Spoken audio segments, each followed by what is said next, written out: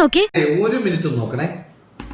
എന്തോനായി government ഞങ്ങൾ ഉണ്ടായിട്ടല്ലേ ഇവര് കയറി പോകുന്നു. ഇനി ഞങ്ങൾ കണ്ടോളാം. ഇതിനെക്കാട്ടി എന്തോ ഡീസന്റ് ആയിരുന്നു വിജയൻ. രാവിലെ പലരും അയച്ചു തന്നൊരു വീഡിയോ ആണ്. കണ്ടപ്പോൾ വലിയ വിഷമം തോന്നി. ഏതൊരു പാവപ്പെട്ട അമ്മ ഒരു ദുരിതാശ്വാസ ക്യാമ്പിൽ നിൽക്കുകയാണ്. ആ ക്യാമ്പിലെ പരിമിതികളെ പറ്റി പറയുന്നു.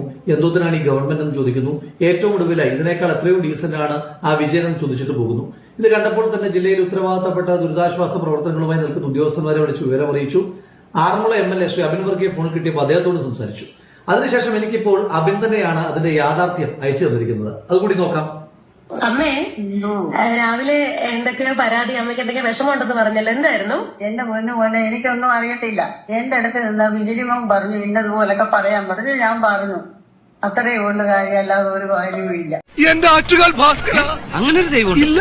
ഇത്തരം സന്ദർഭങ്ങളിൽ ഇല്ലാത്ത ദൈവത്തെ വരെ വിളിച്ചു പോകും. അമ്പട കേമ സഖാവ് ബിജിലി കുട്ട കോഴഞ്ചേരി ഏരിയ കമ്മിറ്റി അംഗമാണ് ഈ ബിജിലി മോൻ എന്ന് പറയുന്ന ചങ്ങാതി. എന്റെ പൊന്നു ബിജിലി, നിനക്കൊക്കെ എങ്ങനെ സാധിക്കും?